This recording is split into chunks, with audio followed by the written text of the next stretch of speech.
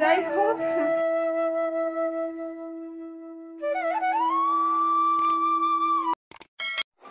শুভ সকাল বন্ধুরা, কেমন আছেন সবাই? আশা করছি সবাই ভালো আছেন, আমরাও ভালো আছি। সকালবেলা চা তো নিয়ে চলে এসেছি, আর সকালবেলা চা যে হবে এটা তো ম্যান্ডেটারি, এটা তো জানা কথাই। তবে আজকের সকালবেলাটা একটু অন্যরকমই। কেন বলুন তো? কারণ আজকের প্রচণ্ড বৃষ্টি বাইরে, মানে ওই রেনি ডে বলা যায় আর কি। তো রাত থেকেই বৃষ্টি শুরু হয়েছে, সকাল থেকেই পুরো আকাশের মুখ ভার কালো ঘন ঘটায় পুরো ছেয়ে গেছে একদম। আর এই আজকে সকালবেলা একটু গ্রিন টি করে নিচ্ছি। অন্যদিন এমনি নর্মাল চাই খাই, কিন্তু আজকে সকালেও ভাবলাম যে না, আজকে একটু গ্রিন টি খাওয়ার মন করছে, তাই আজকে একটু গ্রিন টি বানিয়ে নিলাম। আমরা সবাই সবসময় চাই ঘর বাড়ি সব কিছু আমাদের পরিষ্কার পরিচ্ছন্ন থাকুক, তাই নয় কি? বেশিরভাগই ম্যাক্সিমাম আমরা সেটাই চাই। তো আমরা চেষ্টাও করি সেটা সব সময় করার। তো তারই কয়েকটা টিপস আমি আজকের বলবো। হয়তো আমরা সবাই সেগুলো জানি, তবু কি হয় কর্মক্ষেত্রে দৈনন্দিন চলাফেরাতে সেইগুলো কি অনেক সময় অনেক কিছু আমরা হয়তো মিস করে যেতেই পারি। তো সেই সব কিছু মাথায় রেখে আমি আমার দিক থেকে একটু ছোট্ট একটা চেষ্টা করলাম। তো সেগুলো আলোচনায় আসছি একটু পরে। তার আগে আপনাদেরকে একটু জানাই যে ভিডিওর কোনো অংশ কিছু ভালো লাগলে প্লিজ লাইক, শেয়ার, সাবস্ক্রাইব করে পাশে থাকবেন। টিপ কিছু পড়তে পারছি না, আগের থেকে অনেকটা সেরে গেছে, ওপর থেকে চটলাটা উঠেও গেছে এই যে, কিন্তু টিপ কিছু পড়তে পারছি না, ভয়ে পড়ছি না, যদি কিছু অসুবিধা হয় তাই ভয় পড়ছি না। আর এই যে জানালাগুলো খুলে দিয়েছি, একটু মানে মেঘলা রয়েছে, বৃষ্টি পড়ছে, ঝিরিঝিরি বৃষ্টি পড়ছে। আর এই বৃষ্টি পাতলার মধ্যে না জানলা দরজাটা নেহাত না খুললে নয়, এই দরজাটা খুলে দিয়েছি নেহাত না খুললে নয়, কিন্তু জানালা না খুলতে চাই না। তার কারণ কি, ড্যাম্প এসে বিছানা কাঁথা না পুরো ড্যাম্প করে দেয়, যার জন্য মানে খুলতে ইচ্ছা হয় না। তো যাই হোক, খুলেছি, একটু পরে বন্ধ করে দেবো, একটু আলো বাতাস হাওয়া চলাচলও তো দরকার আছে, তাই না?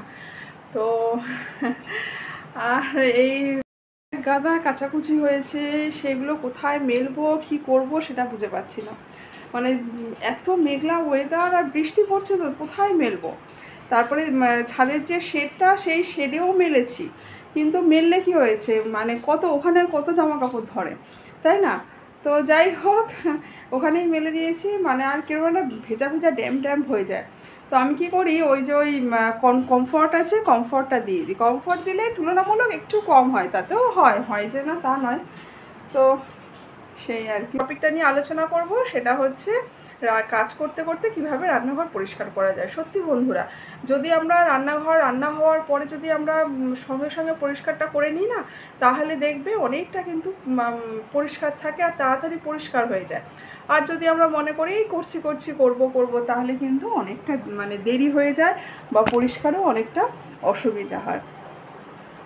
তো এইবারে আজকের মানে যা কারেন্টটা চলে গেল, লাইটটা একটু জ্বালিয়ে নিই, যে লাইটটা না থাকলে তো অনেকটা অন্ধকার হয়ে থাকে, তাই লাইটটা একটু জ্বালিয়ে নিই, কারেন্টটা চলে গেল। ঠিক আছে, তাহলে চলুন পুরো ভিডিও দেখতে থাকি, সাথে থাকুন, আশা করছি ভালো লাগবে। আর এই যে আজকের সকালবেলা আমাদের জলখাবারে হবে পরোটা। অনেক দিন পর কিন্তু আমার রান্নাঘরে পরোটা এলো। তার সাথে এই যে ক্লিনিংয়ের কথা বলি, এই যে আমি আটাটা মেখেছি, মাখার পরে তো একটু গুঁড়ো গুঁড়ো আটা পড়ে, যতই আমরা নিচে যাই পেতে নিই না কেন, একটা হালকা প্রভাব তার পড়বেই। তো আমরা যদি এটা সঙ্গে সঙ্গে একটু মুছে নিই, জাস্ট সেকেন্ডের একটা ব্যাপার, কয়েক সেকেন্ড লাগে, তো এটা যদি সঙ্গে সঙ্গে আমরা একটু করে নিই, তাহলে দেখবে বন্ধুরা খুব ভালোভাবে জিনিসটা পরিষ্কার পরিচ্ছন্ন থাকে। ওই যে ছড়িয়ে ছিটিয়ে নোংরা করে রান্নাবান্না করে কমপ্লিট করে উঠলাম, এইবারে নাও পুরোটা পরিষ্কার করি, সেটা না করে আমরা কিন্তু সঙ্গে সঙ্গে কাজটা যদি করে নিই, দেখবে অনেকটা কিন্তু পরিষ্কার ভালো থাকে। আর আজকে বললাম যে অনেক দিন পর আমাদের একটু পরোটা খাওয়ার শখ হয়েছে, মন জেগেছে আজকের পরোটা খাবে, বিশেষ করে অর্কিত বাবুর। সম্রাটবাবুরও ইচ্ছা হয়েছে, তা তেনারও মানে ইচ্ছা হলো যে পরোটা করো।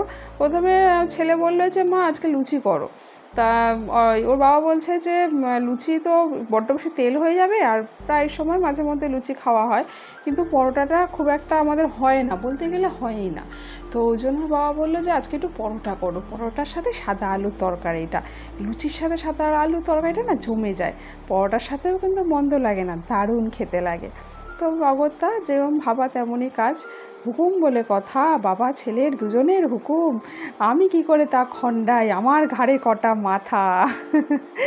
তা যাই হোক, সেরকম কোনো ব্যাপার নেই, ইচ্ছা হয়েছে, আমারও ইচ্ছা হলো একটু পরোটা খাওয়ার, তাই ভাবলাম যে না আজকে একটু পরোটাই করি।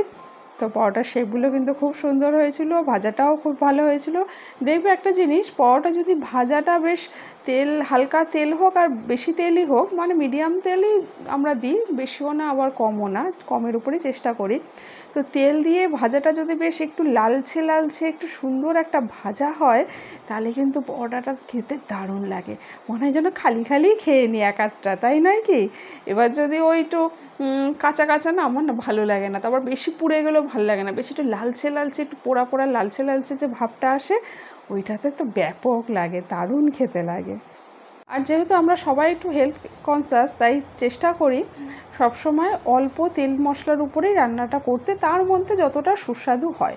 এবারে সেটা যে হয় না তা নয়, বেশি তেল মশলা করলে অবশ্যই তার টেস্ট একটা ভালো হবে, অন্যরকম হবে, কিন্তু চেষ্টা করি অল্পের উপরেই টেস্টটা বজায় রাখতে, আর আমরা সেটা বুঝে সেই মেনেই আমরা খাবারটা খাই।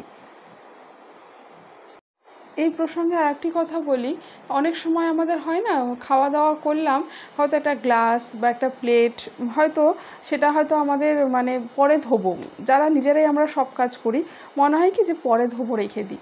এটা যদি না করে সঙ্গে সঙ্গেই যদি টুকটুক করে একটা চায়ের কাপ, দুটো চায়ের কাপ আমরা যদি সঙ্গে সঙ্গে টুকটুক করে সেগুলো ধুয়ে রাখি, তাহলে কিন্তু দেখবে অনেকটা কাজ কিন্তু কম হয়, পরিষ্কারও থাকে সঙ্গে সঙ্গে। হঠাৎ করে কাজ করতে করতে কেউ চলে এলো, বা নিজেরও দেখতে একটা কেমন লাগে, তখন দেখবেন যে নিজেরও কাজ করতে কিন্তু অনেকটা বেশ মেন্টাল স্যাটিসফ্যাকশান আসছে, অনেকটা ভালো লাগছে। তো সেইটা যদি সঙ্গে সঙ্গে এই ধোয়া ফেলাগুলো আমরা করে নিই, তাহলে কিন্তু অনেক পরিষ্কার থাকে।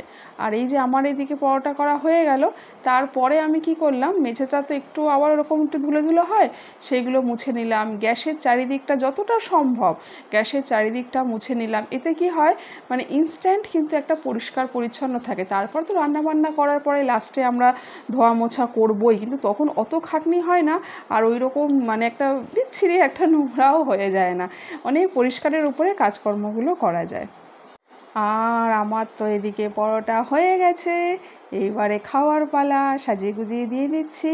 এই হচ্ছে সাদা আলুর চচ্চড়ি করেছি কারি পাতা দিয়ে, আর 5 ফোড়ন দিয়ে একটু টমেটো দিয়েছি, নুন মিষ্টি, মানে আর কিচ্ছু না, মিষ্টি খুব নৈব চ, একদম দারুণ টেস্টি হয়েছিল খেতে। কিন্তু খাওয়া দাওয়া সেরে নিয়ে তারপরে তো শেষ নেই, বসে যে একটু বিশ্রাম নেব তার তো হবে না, বসার উপায় নেই, চলে আসতে হয়েছে আবার হেসেলে পরের রান্নাবান্না শুরু করতে। সকালের এক পোস্ত হয়ে গেল, আবার দুপুরের এক পোস্ত। এটা কী মাছ বলুন তো? পায়রাতলি, একদম পায়রাতলি মাছ, ভীষণ টেস্টি আর সলিড মাছ, কোনো কাটা ফাটা কিছু নেই, মাঝখানে একটাই শিরদাঁড়ার কাটা, একদম সলিড মাছ। আর এই যে মশলা কষানোর সময়, সব মশলা কষানোর ভিডিওটা আমার করতে তখন খেয়াল ছিল না, কিন্তু মশলা কষানোর সময় যদি আমরা একটু চারিদিকে খুন্তি দিয়ে এরকম নেড়ে চেড়ে, এই যে এরকমভাবে যদি একটুখানি টেনে টেনে মশলাগুলোকে নিয়ে যদি আস্তে আস্তে করে কষাই, চারিদিকে ছড়িয়ে ছিটিয়ে কিন্তু ওই একদম বিচ্ছিরি হয়ে যায় না। এইটা যদি আমরা একটু খেয়াল রাখি, তাহলে কিন্তু রান্নাঘরটা আমাদের ইনস্ট্যান্ট ভীষণ পরিষ্কার পরিচ্ছন্ন থাকে। আর যেহেতু আজকে এটা মেঘলার দিন, আমি আগেই বলেছি, সেহেতু আমাদের আজকে মানে কাজকর্ম দিতে খুবই অসুবিধা হয়েছে, জামা কাপড় ধোয়া কাচা মেলা এইসবে খুবই অসুবিধা হয়েছে। আর এটা হচ্ছে আমার ছাদ বাগানের গাছ, এই গাছগুলো আপনাদের সাথে একটু শেয়ার করলাম। এই গরমের সময় বা একটু বর্ষার সময় আগে আগে আর কি, ভীষণ সুন্দর এই ফুলগুলো দেয়, অপরূপ তার সৌন্দর্য শোভা বৃদ্ধি করে, তাই আপনাদের সাথে একটু শেয়ার করলাম।